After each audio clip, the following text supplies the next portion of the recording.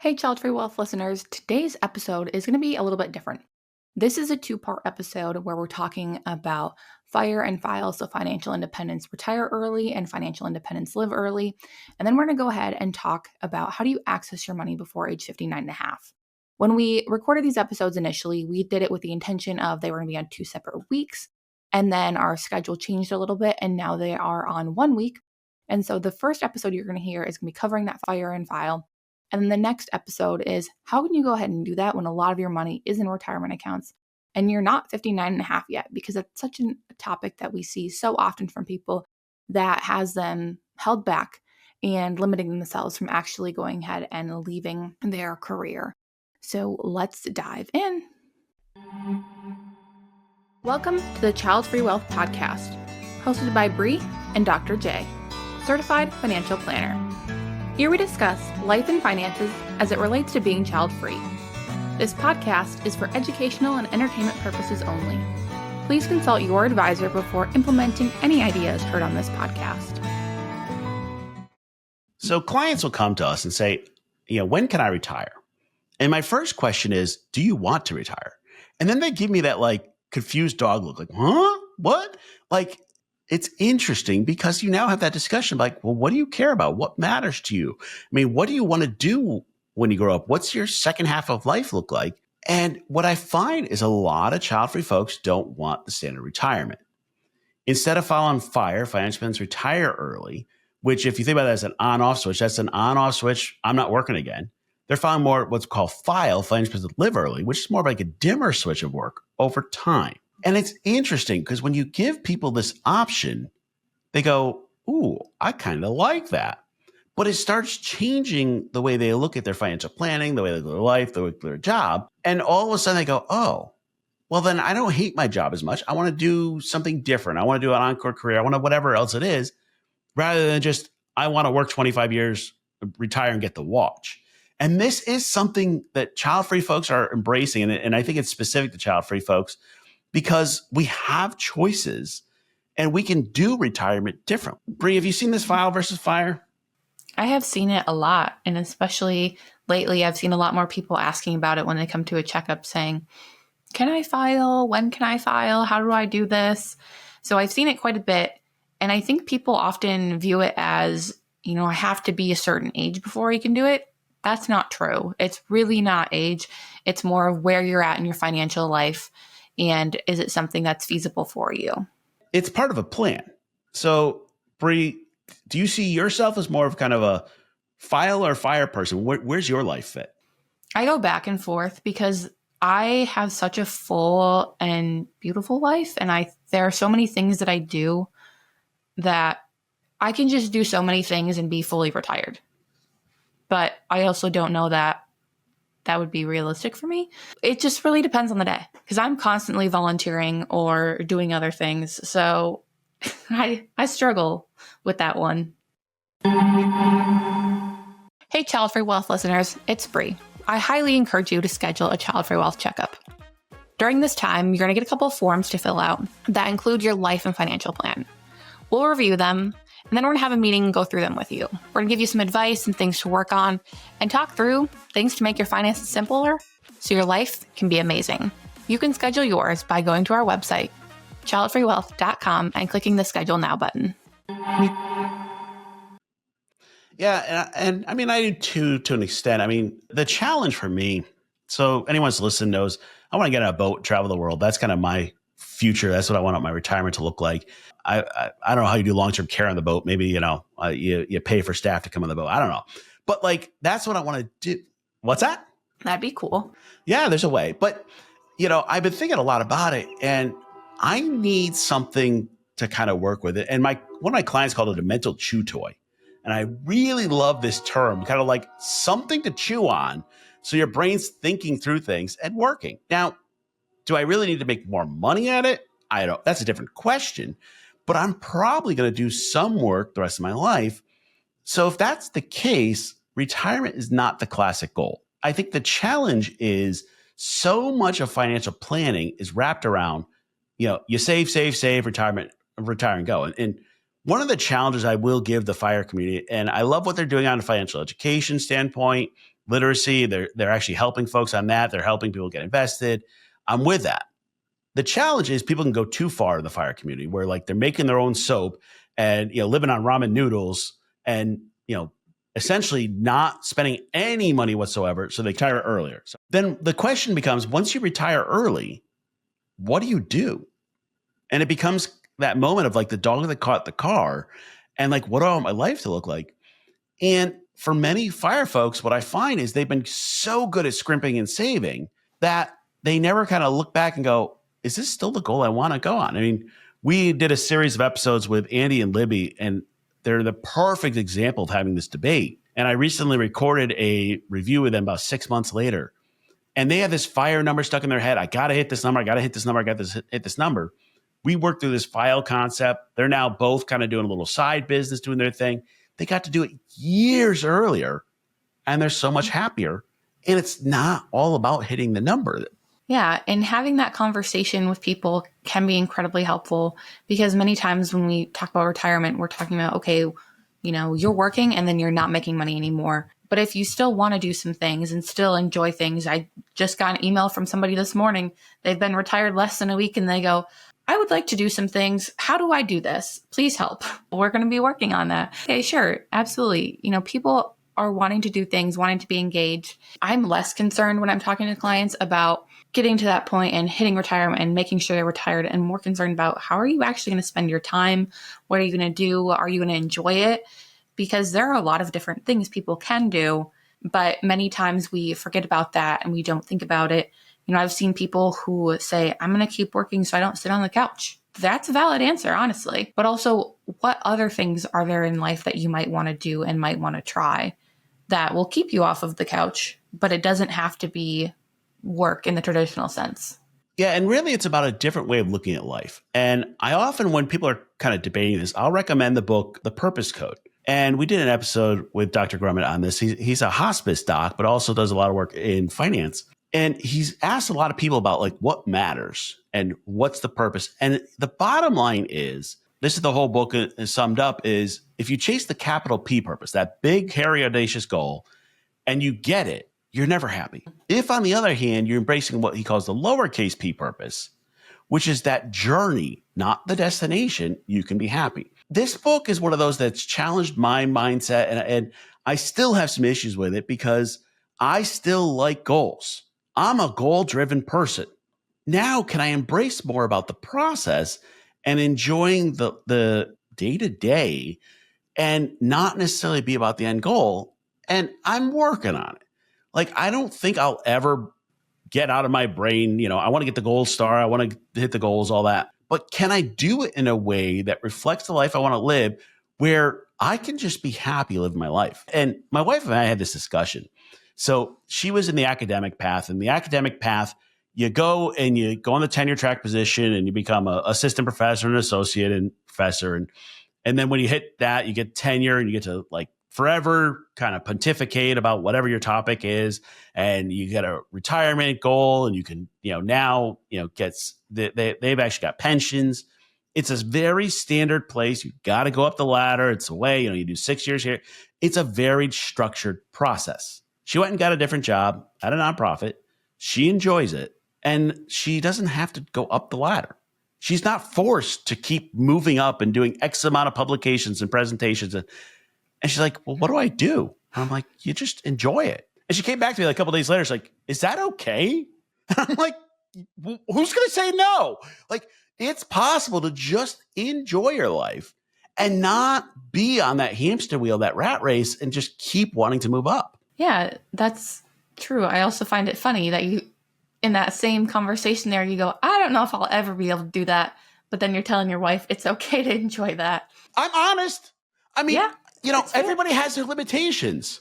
No, it's just funny to me because it is true. And I like the purpose code for that. The little P, I think there is such an importance of you do need to enjoy your life every day. And if you're not, things are going to be miserable. People around you are going to be miserable. And figuring out how you can get there can be really difficult and really hard and takes a lot of self-reflection to do that. But it is so incredibly important. And that's kind of what FILE is about. How can you enjoy your life and enjoy that little P purpose now?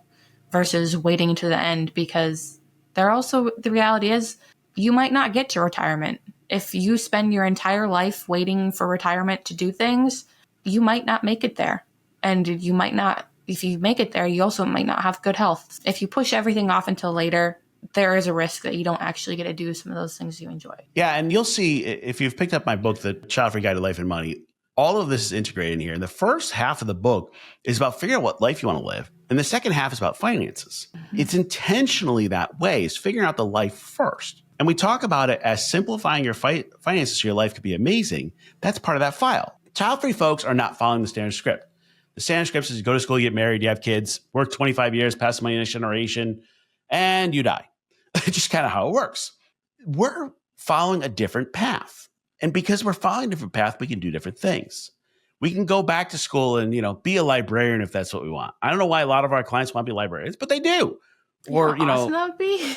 I mean, that sounds lovely. I don't know. Right now in this political world, I'm not sure I want to be a librarian, but, it's a different life. And what happens is, people will look at it and go, oh, well, I don't have to keep struggling at what I'm doing. I can maybe quit my job, maybe go in a different direction, maybe reskill, and actually enjoy my life.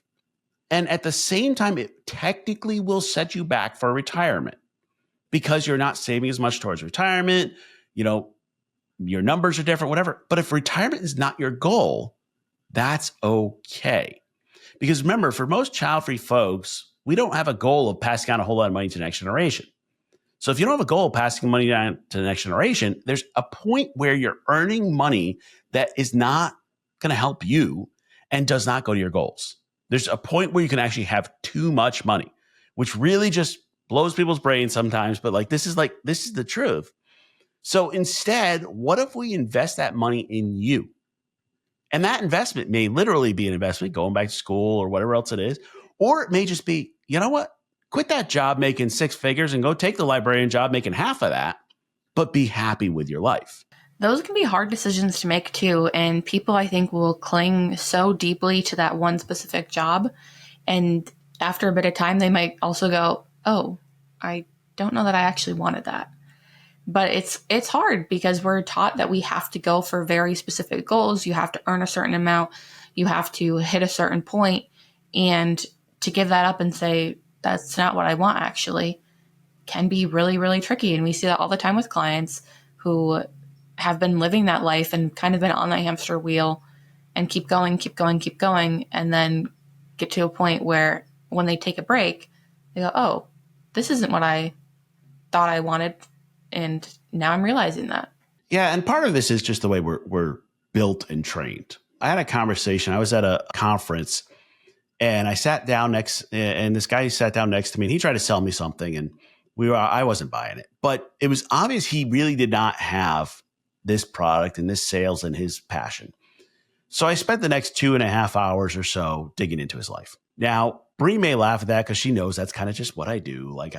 Yeah, it's not surprising. My file dream is, okay, I'm on the boat. People come spend a day with me. I get to dig around and help them get to their goals, and then they go away, which sounds kind of harsh, but I'm like, that's about how much I like people, like a little bit and then go away. But I started digging in, and it was interesting because what I found as I started digging in, it was a lot of the things he was doing is because that was what was expected of him. It is what his spouse expected of him. It is what his dad did. He was just repeating patterns. And we do that. We go to school. We got this degree. I've got to use it. No, you don't. You can pick something else, especially if you're unhappy. But what happens is we're so trained that this is what you have to do. And there's no way I could make a change at a younger age. I was doing a webinar for financial folks, and I was doing case studies. And I was talking about somebody who in their mid-20s was like, yep, I'm going to go back and figure out what I want to do. And they kind of burnt out. And the host looked at me and he goes, I cannot understand a 20-year-old being burnt out of their job. And I was like, okay, boomer. I didn't actually say that, but that was kind of, I mean, I'm Gen X. I was raised that way. You just suck it up. You deal with it. But I don't think we have to. If you're going to embrace file, you can question, why am I doing what I'm doing? And does this bring me joy? It's Marie Kondoing your life. Get rid of the things that don't bring you joy and do more of the things that do. But it challenges everything you are taught. Yeah, it can be. Even just making the decision of, wanting to be in a different location too can be really hard. Be transparent. And right now, my wife and I are in a season of change and we don't really know where we're going to be living. And we've been talking about going to some different places. And it was really started as a vacation discussion. And then she goes, why don't we just go stay there for a few weeks or a month and live there for a while? Now I'm still trying to wrap my head around this. And she goes, you can work from anywhere. We might as well. I can fly out of anywhere. It really doesn't matter. Why not? Let's do it. And that's an option. And it can be, sometimes you just need an extra push to do that and have somebody try that, because there are more options available to you than you think once you hit a certain point. But we can be our own self-limiters. Yeah, and I think the core question is, what do you want to be when you grow up? Where do you want to be? What do you want your life to look like? Which sounds like a kind of throwaway question, but that is actually the hardest question.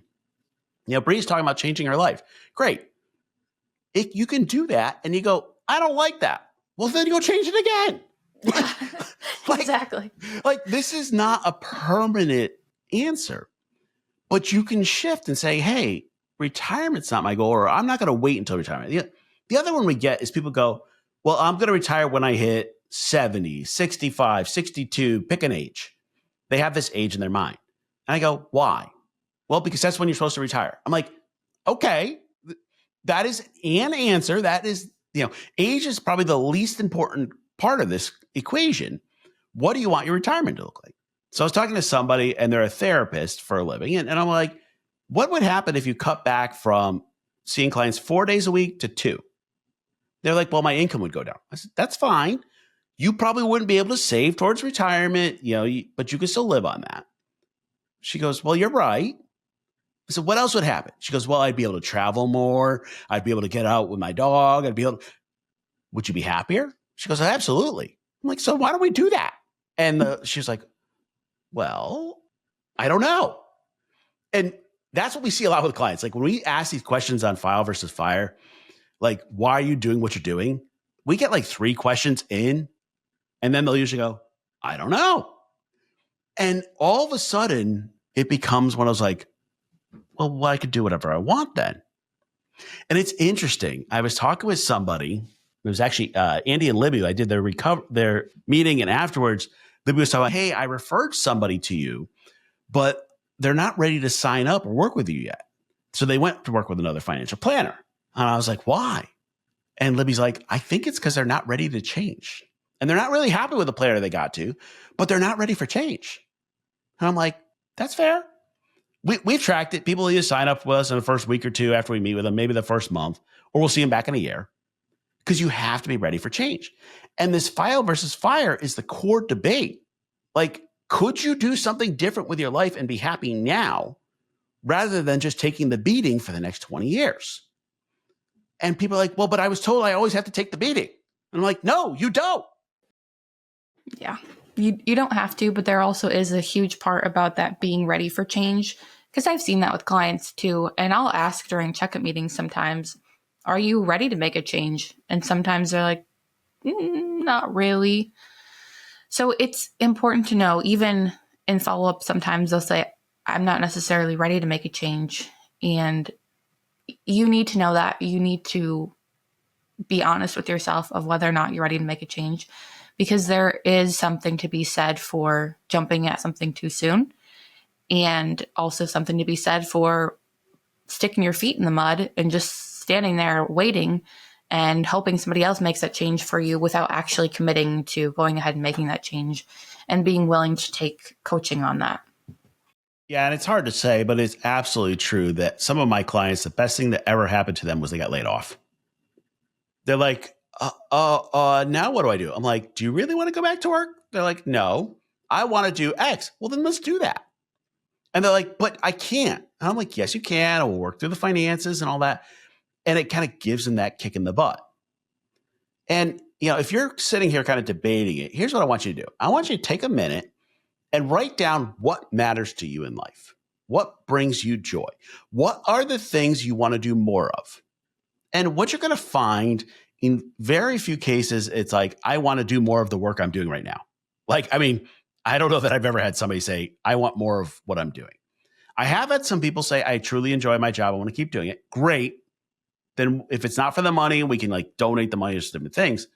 But often that list is going to be a bunch of things you're not doing because of your current financial plan, your job, other things. So this is where we have a debate. If you love your job, but you want to travel more, we've had folks go to their boss and say, hey, I want to do a 80% schedule. I'm going to work 20% less, get paid 20% less, but I'm going to travel.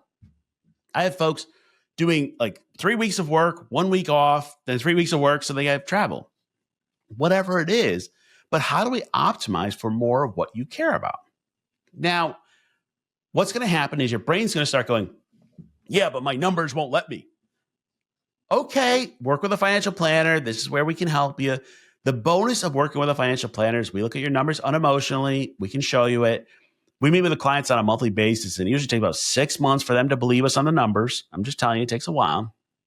But don't let that get in your way right this second. Just dream. Just think about what you would do. Then the question becomes, how do I make my finances get there? And let's be real, if you're barely making ends meet, you're living rent and ramen, you're not ready for this conversation. You're not talking about file or fire. But once you're past that, once you have some money set aside, once you're out of debt, you get to choose which life you want to live. And if you choose to keep doing the life you're in, you are choosing that. Yes.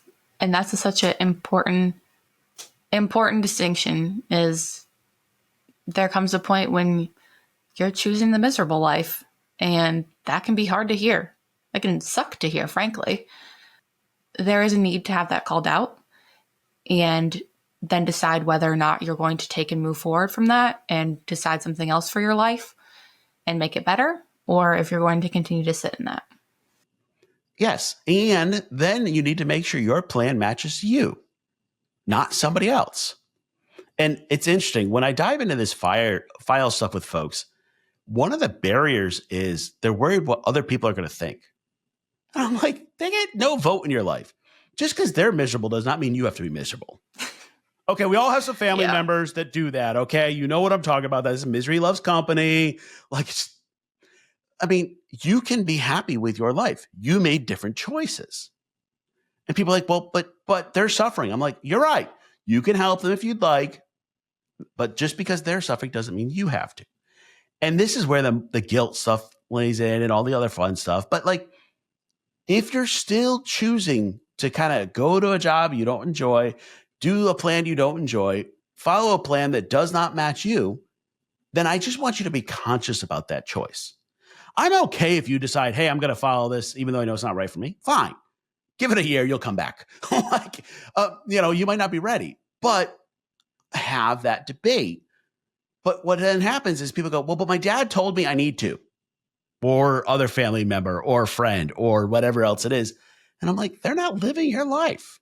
They're following the standard script. They're going to retire. They're going to do that fun stuff. They're passing my next generation. You're not.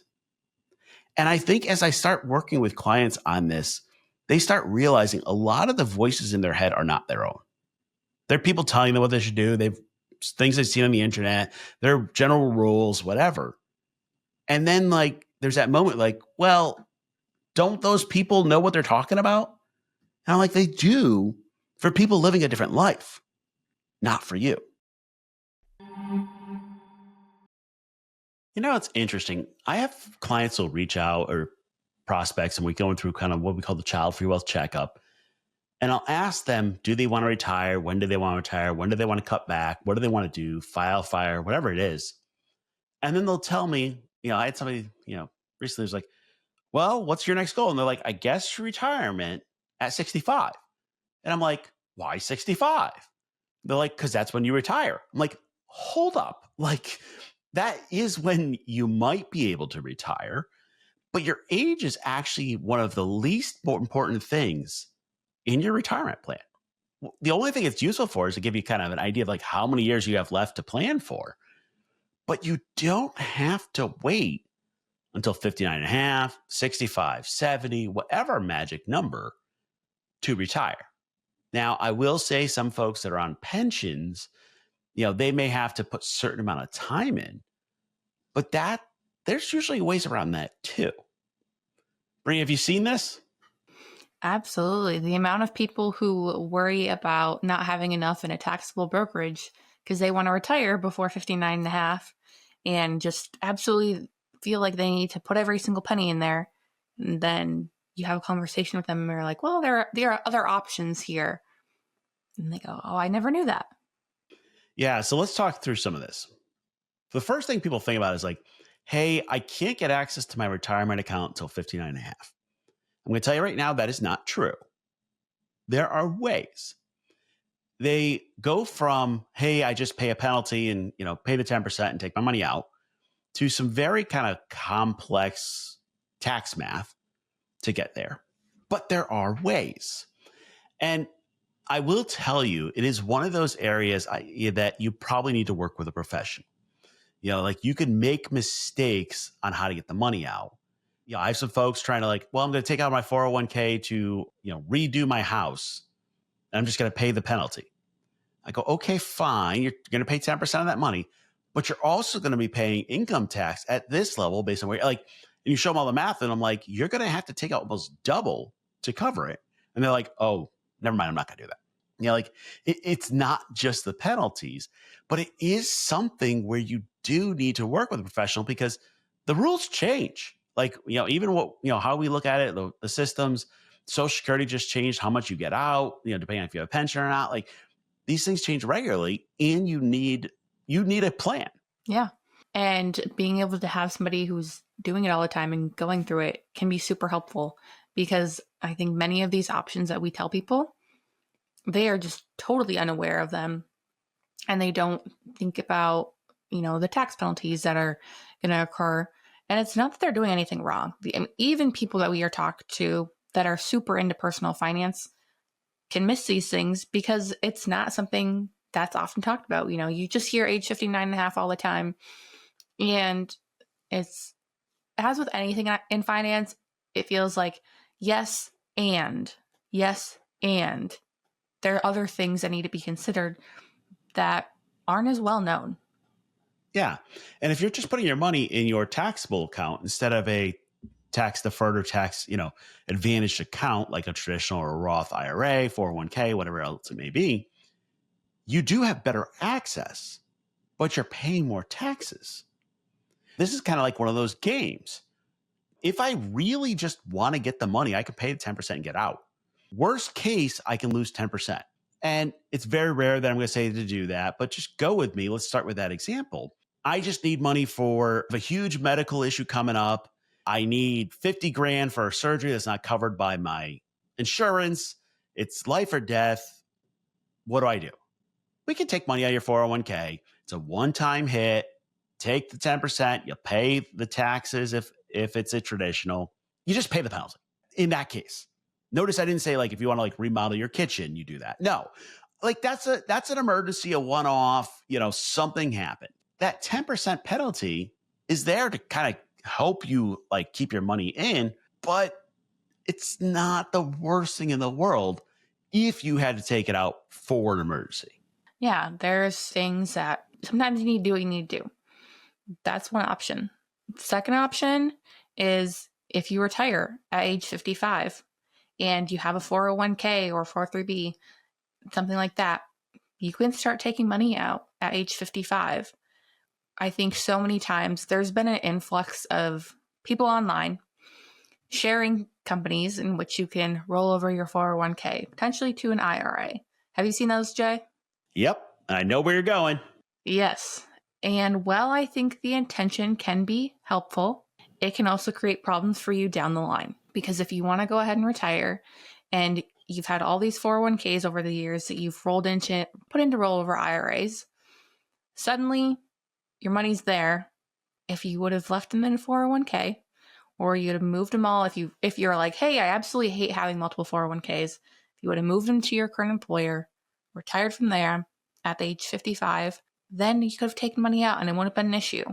And so, while I think the move to make sure you know where all your accounts are can be helpful, it's kind of grinding my gears a little bit that how much this particular service, there's a couple of them, has been promoted recently. Well, and let's be real. If you're 32 and you're like, should I roll it into my IRA? You're not going to be talking about the rule of 55. Like, I'm less worried about it. It's the ones that like, all right, I've seen this. Like, I'm going to retire or quit or whatever it is. And I'm 55. And the day after they do their rollover, you now go back to that 59 and a half. It's you either are in or out. Now, if you have the IRA, you may, depending on the employer, be able to roll your IRA into your 401k, then take it out when you retire at 55.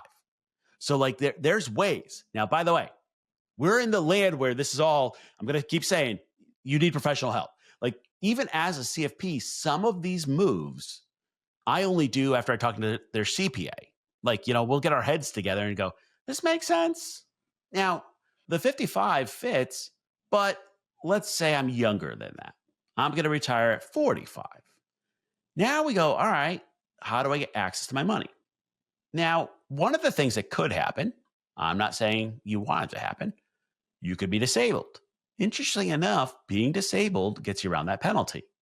Now, by the way, it's not like disabled for a week, like it's long term, but it is a way to get access to your money. There's certain qualifying life events that allow you to get at it. I think the hard part is I had somebody who's not doing well medically, and she's like putting it off because like, well, I can't access my money, my 401k. I'm like, you go on disability, we're good. Like, no problem. And she's like, really? I'm like, yeah. I'm not saying like fake a disability. That's not what we're talking about. Like that is a way to get access. Now, another fun one on that one, if I can make disability fun, is if you go on Social Security disability, let's say you're 45, you're disabled, you go on Social Security disability, after 2 years, you actually get access to Medicare a whole lot earlier than the 65 standard. You can get access to your 401k and get good health insurance for cheap. Like these are the types of things people don't think about that we think about, but like it's what you're seeing is it's very situational. It is, absolutely. Another one is 45, the series of substantially equal periodic payments, SEPP. So taking a consistent amount out every year until you hit age 59 and a half or 5 years, whichever is longer. That's an option for you as well. Yeah, so this one's a weird one. And by the way, like this one takes some weird math games. Now, the way it works is you have to take exactly the same amount out each year for this time period. And the downside there is you're like, oh, well, I need 50 grand this year. That's going to take care of this issue, but I'm only going to need 20 grand next year. You got to do the 50 for every time or whatever that math is. And the hard part there is you may end up getting like forced to take out more money than you need. And this is another one where I'm going to have some math equations on if you really need 50 grand this year and you think you're going to need 20 grand every year after that, we may take the penalty on 30K this year and then take a regular payment after. Now, it is one of those that like, there's not a like perfect answer because I don't know what your expenses are going to be for the next 7 years or whatever else it is, but we have to kind of thread the needle a little bit. Like we think it'll be about this much. We're going to take that amount out no matter what. If we have extra, we can put in the taxable brokerage or savings. We can do whatever. But that doesn't have an age and does not require you to be disabled or anything like weird to happen to you. So let me talk about a different way. Another way to get access is if you have Roth IRAs, you can take out your contributions. Now, there's some quirky stuff here.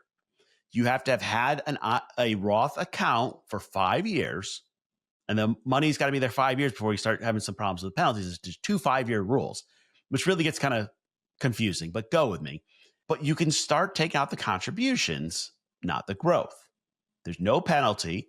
And because it's Roth and your contributions, there's actually no tax due. So this is one of those things like, I don't like taking money out of Roth because it's going to grow tax-free forever. But if I'm in a high income year and I need some extra money, I don't want to pay the extra income tax.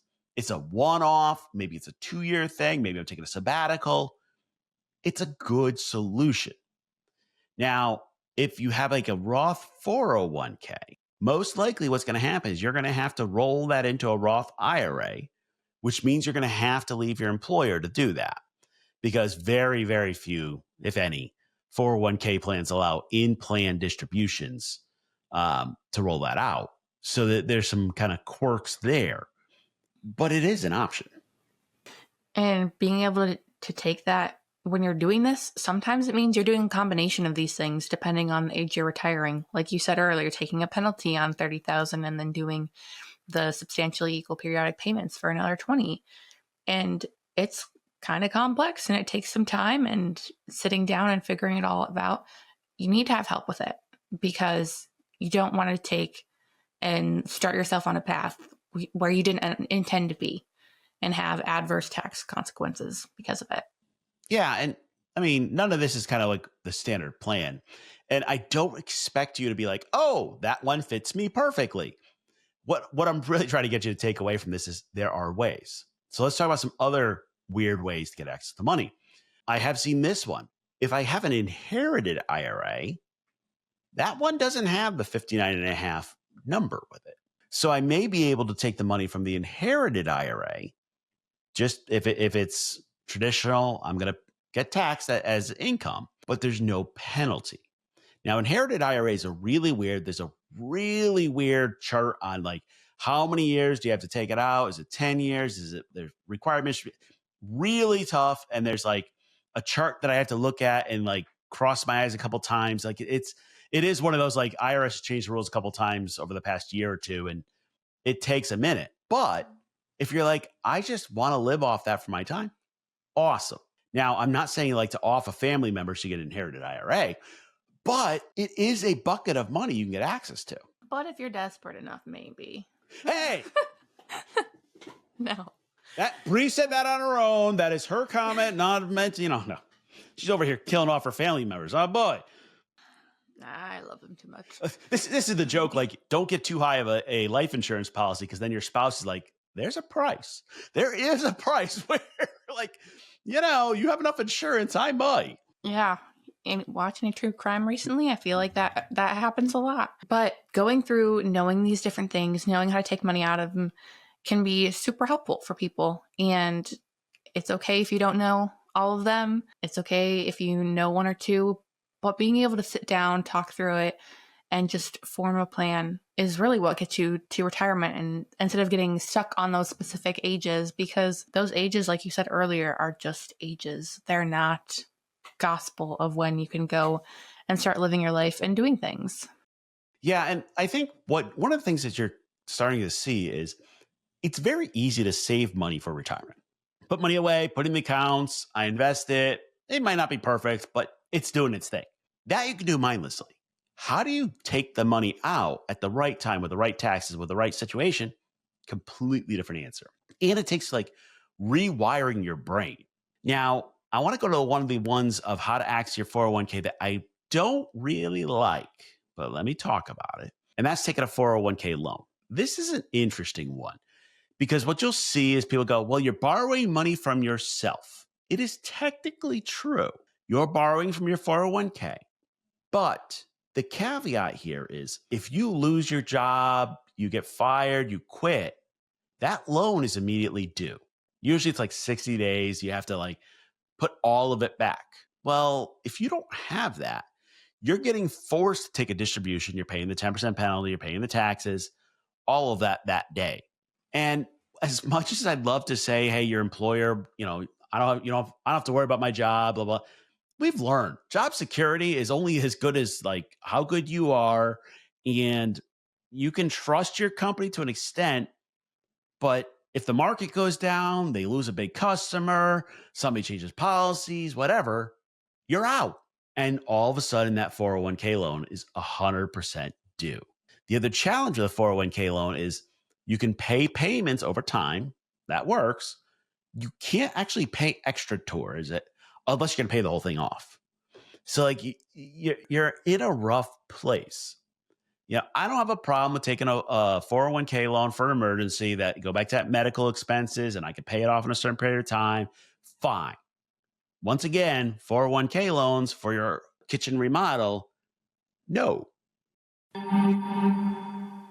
Hey, Child Free Wealth listeners, it's Bree. If you haven't already signed up for our newsletter, be sure to get on it, where each week we send out information regarding what's going on in the world of child-free life and finances. You can sign up by finding the link in our description. You're really anti-kitchen remodel here recently. Okay, so I am, because I had a couple people on this one, whether it's kitchen remodel or bathroom remodel or whatever. And I think we have this thing between the kind of must, shoulds, and coulds. They're like, I must redo my kitchen. No, you don't. Does it work? Do the appliances work? Like, if you don't have to do it, then you save up money and you do it. You don't rob your retirement funds. You don't pay extra taxes. You don't do these things. Now, I might hate my kitchen. So I'm thinking back to the one we had in Connecticut. When we first moved in, this is a 1970s house, it had carpet in the kitchen, which should just not be legal. Like, it should just not be legal. It's just yellow appliances. My wife actually loved the yellow appliances, but this was 1970s fashion. And I ripped up the carpet. The flooring underneath was terrible. Like, we need to do stuff. It sat that way for a while because we didn't have extra cash hanging around to do it. I did a little project here and there, run to Lowe's, grab this, do that. It's doable, but it wasn't an emergency. And I think when we're talking about accessing money that is set aside for your future, I'm going to get on my high horse and start yelling at people and saying, like, don't do that, because you're stealing for this kitchen that the house you're going to sell like 6 years later or even 2 months later, depending on what it is. And you've now stolen from the rest of your future. Sorry, not the topic for today, but it kind of is. Like, we're talking about how do you access your retirement funds when you need it. We're not talking about, hey, I want to take a great vacation and I'm going to take out a 401k loan. Yeah, for the 401k loans. The other stuff, if you're retiring and you want to get your money out earlier, take that vacation, do that kitchen remodel. But that's part of a plan. Exactly. This is the whole point. Like, we need to let that money grow until we have a plan of how we're going to use it, how it's going to last, what we're going to do with it, how we're going to invest it. Like, there's a lot of moving parts when it comes to taking money out in that deaccumulation phase. Mm-hmm. Absolutely. And it's important to know those things. We did an episode, I don't know if it's going to be before or after this, but talking about why you need to have an emergency fund, because taking out a 401k loan for an emergency is not our first step that we want to go to. If it has to happen, sure, but it's not step number one. That is not your emergency account, because I think, as you've all now heard, there are many ways to get money out, but it doesn't necessarily mean that it's going to be super easy and it's going to be the best option for you in the long run. Yeah. And if you're going to retire early or file, you're going to cut back in work, change jobs, whatever, I'm going to need some extra money. Really, the point of this episode is you should be looking at it saying, all right, I need to start working on a plan probably 6 or 12 months before then, because that's when we're going to start making shifts. We're going to start looking at, okay, what money do we access? When do we do this? I like kind of a 12-month run, because then I can adjust over calendar years. There's some fun things you can do there. Taxes. Like, it's not, hey, I'm quitting my job tomorrow and I need money out of my retirement fund. You just limited your options considerably. It is one that you need to plan on. Besides the fact that I'm going to then go argue with you about, well, what do you want to retire to? What is your life going to look like? People are like, I hate my job, I'm retiring tomorrow. I'm like, okay, but we should put some thoughts behind this. Yeah. What do you want to do next? How do you want to spend your time? Not just, I hate it so much, I'm done. Yeah. And I'll actually say to clients, we'll do all their numbers. And I'm like, yes, you can cut back on work, you can file, you could retire, you can do whatever. And then I will add in that same meeting, I don't mean tomorrow, I mean with a plan that we're going to execute. And they'll kind of laugh at me, but I'm like, you know what I'm talking about. Like, because you get to a point, you're like, I want to just tell my boss what to do with his job. Like, take it and shove it.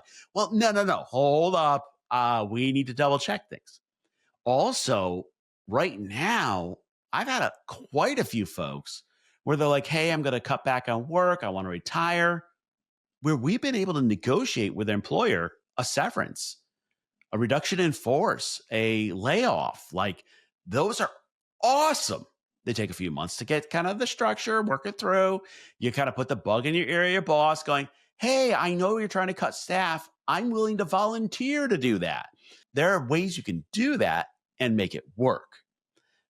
I think it just takes some planning.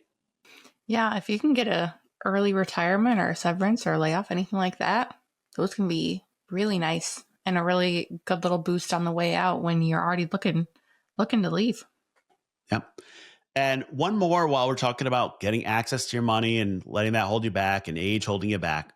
I think the other one I always have to talk about is you don't have to wait to retire because of health insurance. There are options. An ACA plan for a couple, the math I use is it costs you about 25 grand across the year if you have to go all the out-of-pocket costs.